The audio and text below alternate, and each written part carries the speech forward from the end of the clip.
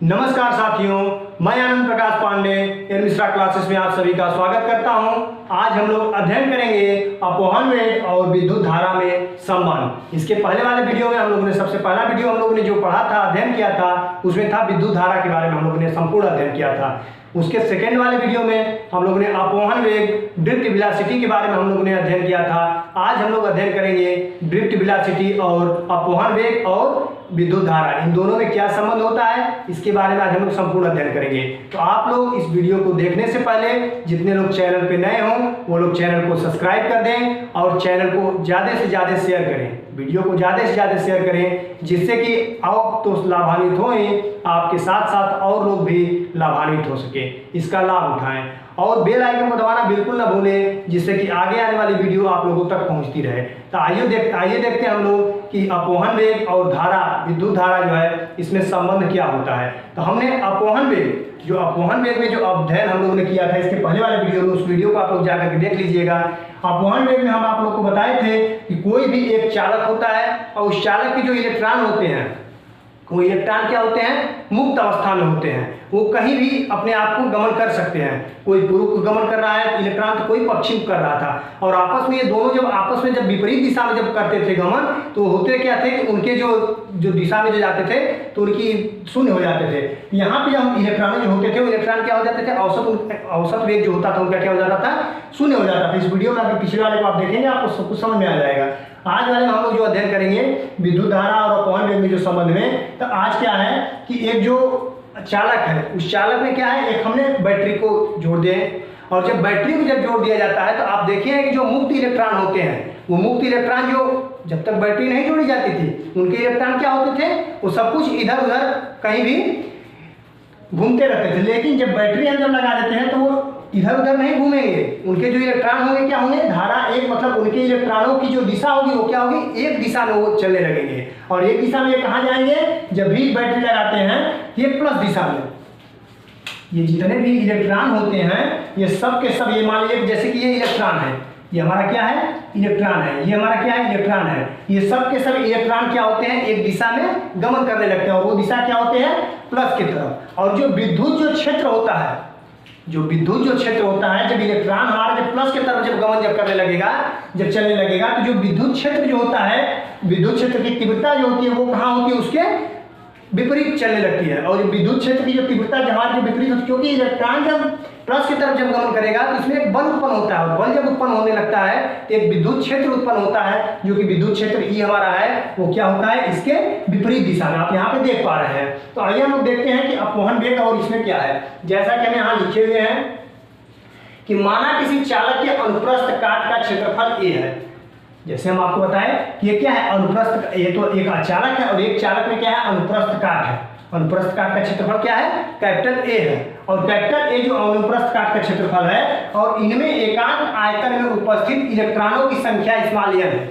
इसमें जो है इलेक्ट्रॉनों की संख्या, जैसे देखिए ये इलेक्ट्रॉन सब के सब क्या है, ये इलेक्ट्रॉन एन इलेक्ट्रॉन है, आपस में क्या कर रहे हैं, गमन कर रहे हैं। और गमन कहाँ कर रहे हैं, सबके सब प्लस की तरफ जाना, मतलब चाह रहे हैं। और जब प्लस की तरफ जब इलेक्ट्रॉन जब जाते हैं तो इसमें क्या होता है, विद्युत क्षेत्र उत्पन्न होता है, विद्युत क्षेत्र की तीव्रता वो क्या होता है, विपरीत दिशा में, आपको आप बता चुके हैं। इसमें जब इलेक्ट्रॉनों की संख्या जब n है और मुक्त इलेक्ट्रॉन Vd, इसमें एक क्या उत्पन्न होता है, जब इलेक्ट्रॉनों की संख्या जब प्लस की तरफ जब चलने लगता है, इसमें एक मुक्त इलेक्ट्रॉन जो कि ड्रिफ्ट वेलोसिटी जो कही जाती है, जो अपवहन वेग जो हम कहते हैं, वही मुक्त इलेक्ट्रॉन Vd जो है अनुगमन वेग या अपवहन वेग, इसमें गति कर रहे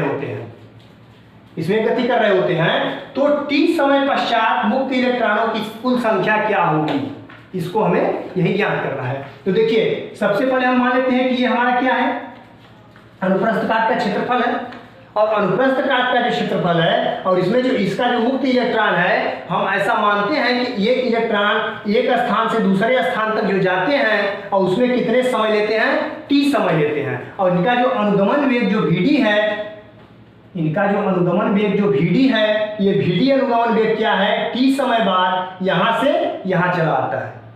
ये भी एकांक क्षेत्रफल ए ही है, और ये क्या हो रहे हैं, ये इलेक्ट्रॉन, इसमें देखिए ये इलेक्ट्रॉन है, ये इलेक्ट्रॉन है, इसमें आपस में और भी सारे इलेक्ट्रॉन हो सकते हैं। और ये इलेक्ट्रॉन जब t समय में एक स्थान से जब दूसरे स्थान पे जब जाते हैं, क्योंकि प्लस की तरफ जाना प्रयास करते हैं ना, इसमें एक बल उत्पन्न होता है जब इधर प्लस की तरफ जब जाते हैं, ये एक प्लस की तरफ जब जाने जब प्रयास जब करते हैं, इसमें टी समय में एक स्थान से दूसरे स्थान पर जाएंगे, और एक स्थान से जब दूसरे स्थान पर जब जाएंगे तो इसमें देखिए इसमें भीडी जो अनुगमन जो वेग है वो टी समय में जब जाएगा, इसको हम आपस में क्या कहेंगे, v इंटू मतलब भीडी इंटू टी, अपवहन वेग और समय के गुणनफल के ये बराबर हो जाएगा। इसको देखिए आपका ये इतना जो फिगर है यहाँ से ये पूरा इतना, ये आपको क्या दिखाई दे रहा है, इसी चीज को अगर हम आपको इस तरह ले लेते हैं,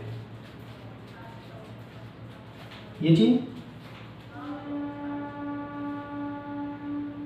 ये देखिए, तो आपको ये वाला जो फिगर है क्या है, इस तरह से है, यही फिगर को इस तरह से घुमा दिया गया है और इस फिगर को क्या हम कर दिए, लाकर इसको हम खड़े कर दिए इस कंडीशन में। तो हमारे लिए क्या बन रहा है, ये चीज एक बेलन बन रहा है कि नहीं बन रहा है। इसी फिगर को अगर हम यहाँ से जो इस तरह जो फिगर है इसको हम इस तरह लाके खड़ा कर दें कि हमारा क्या बन रहा है, एक बेलन बन रहा है। और जब एक बेलन बन रहा है तो आप यहाँ पे देख पा रहे होंगे कि यहाँ से यहाँ तक जो दूरी है, इसी क्या है, ये लेंथ है, ये ऊंचाई है हमारी, ये बेलन की क्या है, ऊंचाई है। और यही बेलन की जो ये क्या है, ये त्रिज्या है। यही जो बेलन है, ये जो सर्कल है, ये सर्कल क्या है, यहाँ पे देखिए ये भी तो सर्कल बन रहा है, एक सर्कल ये बन रहा है, एक सर्कल ये बन रहा है, तो आपस में सर्कल ही तो बन रहा है। ये जो सर्कल बन रहा है इसकी जो त्रिज्या हम देखेंगे, ये एक वृत्त बन रहा है, इस वृत्त की त्रिज्या क्या है, r है, और इसकी ऊंचाई क्या है, स्मॉल h है। तो यहाँ से अगर हम निकालना चाहें कि बेलन बन गया, तो अगर बेलन का आयतन अगर हम देखें तो बेलन का आयतन क्या होता है, पाई आर स्क्वायर इंटू एच। बेलन का आयतन क्या होता है कि पाई आर स्क्वायर इंटू एच। और यहाँ से आप देख पा रहे हैं कि जो पाई आर स्क्वायर इंटू एच जो है, ये पाई आर स्क्वायर क्या होता है, वृत्त की त्रिज्या, वृत्त का क्षेत्रफल होता है। पाई आर स्क्वायर क्या होता है, जैसे ये देखिए यहाँ पे एक वृत्त ही तो बन रहा है, ये क्या बन रहा है, एक वृत्त ही तो बन रहा है, और ये पाई आर स्क्वायर क्या है, यही पाई आर स्क्वायर तो वृत्त की त्रिज्या है। और आयतन क्या होता है, पाई आर स्क्वायर, यही जो त्रिज्या है, और त्रिज्या और ऊंचाई इन्हीं के गुणनफल पाई आर स्क्वायर इंटू एच। और यही जो पाई आर स्क्वायर है, ये पाई आर स्क्वायर क्या है, क्षेत्रफल है, और इंटू ऊंचाई के, इंटू ऊंचाई के। तो यहाँ देखिए जो क्षेत्रफल है, ये क्षेत्रफल हमारा क्या है, यही तो है, ये जो वृत्त है, यही जो एक वृत्त का जो क्षेत्रफल था, यही क्षेत्रफल जब t समय के बाद एक स्थान से क्या हुआ, दूसरे स्थान पर चला गया। यहाँ पे पढ़िए, माना किसी चालक के अनुप्रस्थ काट का क्षेत्रफल a है, ये जो अनुप्रस्थ काट का जो क्षेत्रफल है, वो क्षेत्रफल कहाँ से आ रहा है, ये क्षेत्रफल क्या है, ये क्षेत्रफल यही तो है, एक वृत्त से आ रहा है, और वृत्त का क्षेत्रफल पाई आर स्क्वायर होता है, और ये इंटू एच होता है। यहाँ तक आप समझ पा रहे हैं बहुत अच्छे से। अब आगे देखिए क्या होता है, तो हमें जब मिल गया, यहाँ पे जब क्षेत्रफल मिल गया और ऊंचाई मिल गई, तो यहाँ पे जब हमें जब क्षेत्रफल, ये देखिए ये क्षेत्रफल है, और ये पूरी की पूरी क्या है, ऊंचाई है, ये पूरी क्या है, ये वाली हमारे जो यहाँ से यहाँ तक जो है, ये क्या है, हमारा ऊंचाई है। तो ये जब ऊंचाई है, तो ये ऊंचाई किसके बराबर होगी, अब ये मुझे देखना है कि यहाँ पे जो ये ऊंचाई है, ये ऊंचाई किसके बराबर होगी। तो यहाँ से जब आप देख पा रहे हैं कि ये जो क्षेत्रफल है, इस क्षेत्रफल में क्या है, मुक्त इलेक्ट्रॉन है। ये इलेक्ट्रॉन क्या कर रहे हैं, सबके सब एक दिशा में गमन कर रहे हैं। जब एक दिशा में जब गमन कर रहे हैं, और वो गमन क्या है, अनुगमन वेग, यही क्या है, अपवहन वेग या अनुगमन वेग, उसको हम किससे प्रदर्शित करते हैं, vd से। और ये जो गमन जो कर रहे हैं इलेक्ट्रॉन, वो क्या कर रहे हैं, एक स्थान से दूसरे स्थान पर कितने समय में, t समय में कर रहे हैं। ये जो हमारी ऊंचाई जो है, यही ऊंचाई क्या बन करके आ जाएगी, vd इंटू टी के, अपवहन वेग और टाइम के डी मतलब गुणनफल के बराबर हो जाएगा, यही ऊंचाई। तो आप यहाँ तक समझ पा रहे हैं कि ये ऊंचाई कहाँ से आया, ये ऊंचाई और वृत्त का क्षेत्रफल, ये जो क्षेत्रफल आ रहा है, ये कहाँ से आ रहा है, इसमें एक बन रहा है बेलन, और बेलन से यहाँ तक की बातें आपको समझ में आ गई। अब आगे देखिए कि माना किसी चालक के अनुप्रस्थ काट का क्षेत्रफल a है, और इनके एकांक आयतन में, ये देखिए ये जो एकांक आयतन है, यही एकांक आयतन क्या है, बेलन का आयतन। एकांक आयतन करने का मतलब है इसमें बेलन बन रहा है, और इसी बेलन का आयतन है ये। तो एकांक आयतन में उपस्थित इलेक्ट्रॉनों की संख्या n है। ये सब देखिए जो इलेक्ट्रॉन है, ये n1 इलेक्ट्रॉन हो जाएगा, ये n2 इलेक्ट्रॉन हो जाएगा। ऐसे ही अगर इसमें जितने भी इलेक्ट्रॉन होंगे n1 n2 dot dot dot n हो जाएंगे, मतलब ये जो इलेक्ट्रॉनों की जो संख्या हो जाएगी वो क्या हो जाएगी, n इलेक्ट्रॉन है। और मुक्त इलेक्ट्रॉन vd है, जो मुक्त इलेक्ट्रॉन है, इसमें जो मुक्त इलेक्ट्रॉन जो जा रहा है, वो मुक्त इलेक्ट्रॉन क्या है, vd है, हमारे समान रहे हैं। तो अनुगमन वेग से गति कर रहा है, ये जो मुक्त इलेक्ट्रॉन जो vd है, वो क्या कर रहा है, अनुगमन वेग से। जितने भी इलेक्ट्रॉन हैं, ये इलेक्ट्रॉन जो गति कर रहे हैं, वो गति किससे कर रहे हैं, अनुगमन वेग से गति कर रहे हैं। और उसको हम vd जानते हैं, इसके पहले वाले वीडियो में हमने निकाल चुका है कि अनुगमन वेग क्या होता है, ड्रिफ्ट वेलोसिटी क्या होती है। तो यहाँ से फिर अनुगमन वेग से गति कर रहा है, तो टी समय में, क्योंकि यहाँ से यहाँ तक जाने में जो समय लगा है वो क्या लगा है, टी समय में। ये जब टी समय में यहाँ से यहाँ जब जा रहे हैं तो मुक्त इलेक्ट्रॉनों की संख्या क्या होगी, अब यही हमें ज्ञात करना है यहाँ पे मुक्त इलेक्ट्रॉनों की संख्या। तो मुक्त इलेक्ट्रॉनों की संख्या अगर हम देखें तो स्मॉल n इक्वल टू क्या होता है, तो यहाँ पे देखिए क्षेत्रफल निकाल दिए हम यहाँ पे स्मॉल n, इसी में मुक्त इलेक्ट्रॉन जो है इलेक्ट्रॉनों की संख्या है और vd अनुगमन वेग है और t समय है, ये सबके गुणनफल के क्या होगा, इलेक्ट्रॉनों की संख्या बराबर हो जाएगी। तो यहाँ पे क्या हो जाएगा, स्मॉल n इंटू क्षेत्रफल into drift velocity into t, ये जो इलेक्ट्रॉनों की संख्या होगी इसके ये बराबर हो जाएगी। यहाँ पे हम मान लेते हैं कि स्मॉल n ना करके यहाँ पे कैपिटल n रख लीजिए। तो यहाँ तक आप एकदम क्लियर समझ पा रहे हैं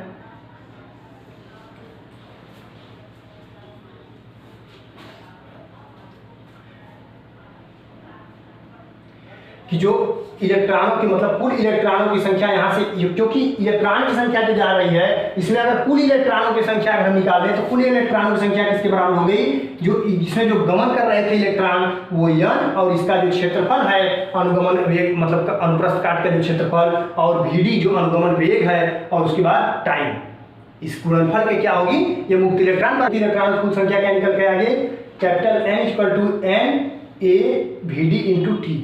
ये देखिए ये जो vd इंटू टी, ये इतना जो वैल्यू आया है ये समझ में आया है, कहाँ से आया है, इसको थोड़ा सा एक बार फिर समझ लीजिए। ये देखिए ये जो vd इंटू टी, ये vd इंटू टी, ये जो अनुगमन वेग है और t जो समय है, ये क्या हो रहा है कि यहाँ से यहाँ तक जाने में जो समय लगा हुआ है, इस समय में ये जो ऊंचाई जो थी इस ऊंचाई के बराबर था इतना वैल्यू, ये इतना वाली जो वैल्यू है vd इंटू टी किसके बराबर है, मतलब ऊंचाई के बराबर। तो यहाँ से ऊंचाई की वैल्यू यहाँ आ गई इतना, तो ये इतना वैल्यू हो गई, ठीक। इसके आगे फिर क्षेत्रफल, ये क्षेत्रफल क्या हो रहा है, अनुप्रस्थ काट का क्षेत्रफल।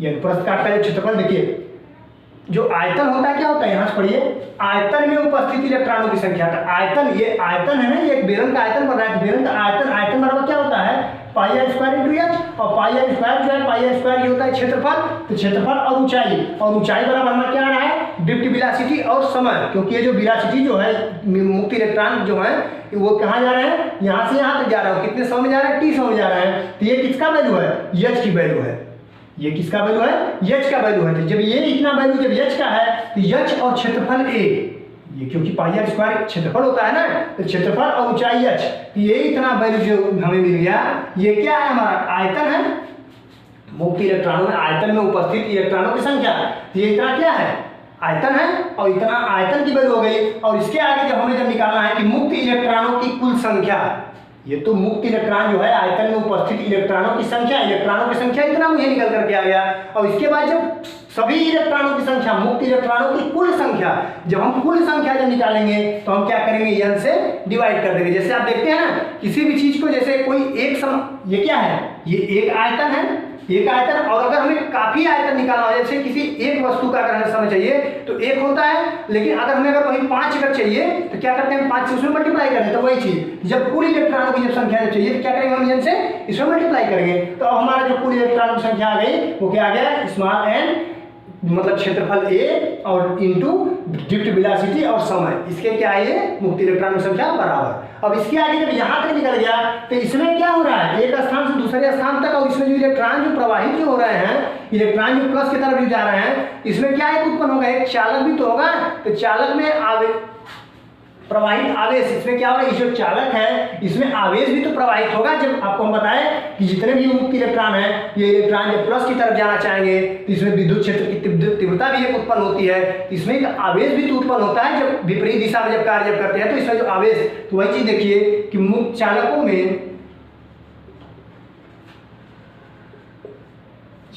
में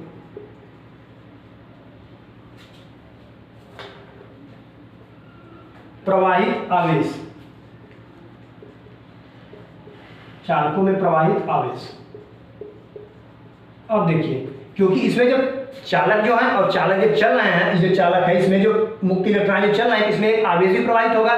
तो आवेश जो प्रवाहित होगा उसको क्या हम कहेंगे, उसको कैसे निकालेंगे, तो आपको बताए हैं हम कि चालकों में प्रवाहित आवेश Q इक्वल टू क्या होता है, Q बराबर N इंटू ई, क्योंकि यहाँ हम स्मॉल n कैपिटल N ले चुके हैं, यहाँ क्या लेंगे होता, तो यहाँ पे स्मॉल n इंटू ई होता है, यहाँ पे कैपिटल N ले लेंगे। ठीक, Q मतलब प्रवाहित आवेश Q equal to N into ई।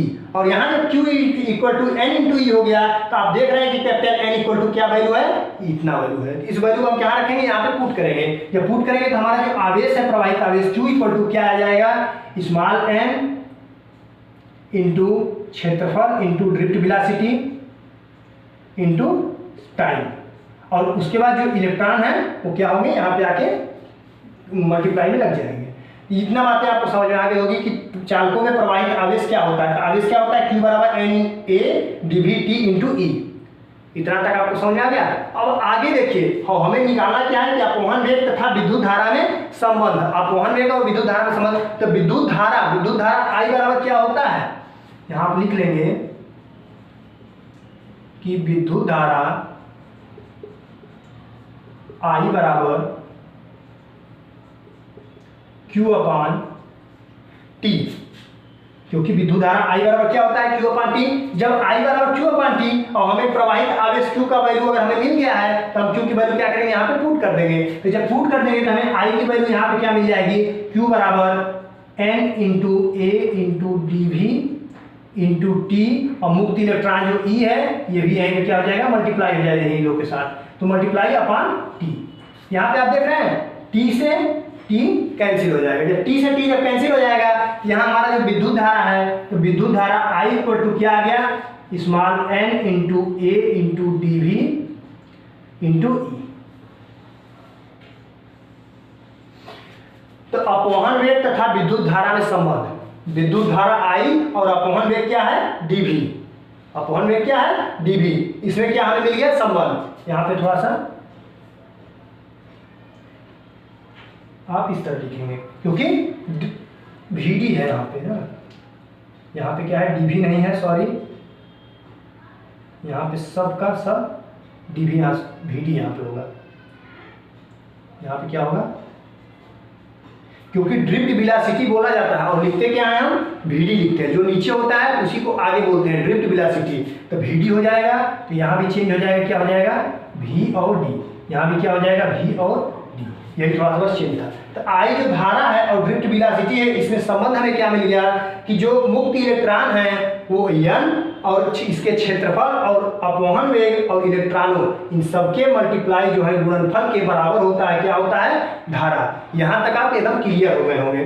अब इसके आगे हम देखेंगे कि यदि धारा, क्योंकि हमें धारा और अपवहन वेग में संबंध तो हमें मिल गया, लेकिन अब अगर देखेंगे कि यदि धारा का घनत्व, क्योंकि इसमें हम इसमें घनत्व भी देखेंगे, इसकी डेंसिटी भी तो देखेंगे। ये जो घनत्व जो है, ये जो यहाँ से यहाँ तक, जो यहाँ से यहाँ तक 30 समय में जो गया है, तो इनके बीच की जो दूरी है, इसमें जो घनत्व कितना ये कवर किया है दूरी, इस घनत्व को भी तो देखेंगे, इस डेंसिटी को भी तो देखेंगे कि कोई भी चीज़ कितना उसको कवर करता है जगह को। तो उस डेंसिटी मतलब जो डेंसिटी जो होती है, जो घनत्व होता है, उसको अगर हम देखेंगे तो क्या है, यहाँ पे लिखेंगे कि यदि धारा घनत्व या धारा घनत्व,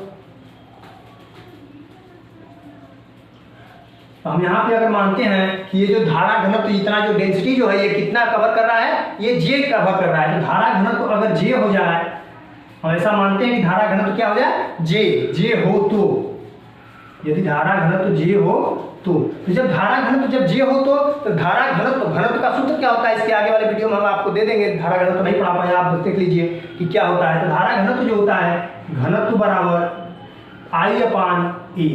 ये जो होता है वो धारा और धारा का जो होता है, जो क्षेत्रफल, उसके क्या होता है, डिवाइड होता है। तो मतलब जो धारा घनत्व J होता है equal to I upon E। तो I अपान ए, यहाँ पे आप देख रहे हैं कि जो I इक्वल टू आया है, जो धारा इक्वल टू आया, धारा इक्वल टू क्या आया है, small n into A into VD into E upon E। ये तो आया है n into A into VD into D मतलब E, n into A into VD into E upon A। तो अब A से यहाँ ये क्या हो जाएगा, कैंसिल हो जाएगा, क्योंकि ये जो क्षेत्रफल जो है, ये जो क्षेत्रफल है, इसको हमें जब इसके बीच का जब डेंसिटी हम निकाल देंगे तो ये क्षेत्रफल क्या हो जाएगा, कैंसिल आउट। तो हमें यहाँ से मिला कि धारा घनत्व J equal to small n into VD into E। यहाँ से हमें दो चीज मिला, एक तो मिला कि धारा I equal to n into A into VD into E, धारा घन मतलब धारा और अपवहन वेग तथा विद्युत धारा में संबंध। और दूसरा चीज क्या मिला कि धारा घनत्व तो धारा घनत्व और अपवहन वेग में संबंध है, ये कई बार ये दोनों हो गया। इसके लिए अब थोड़ा सा सही बताना था, इसके लिए हम अलग से वीडियो थोड़ा बनाते, बस यहाँ से आप समझ लीजिए कि धारा घनत्व J = N × VD × E। यहाँ से आपको क्या मिला, दो सूत्र।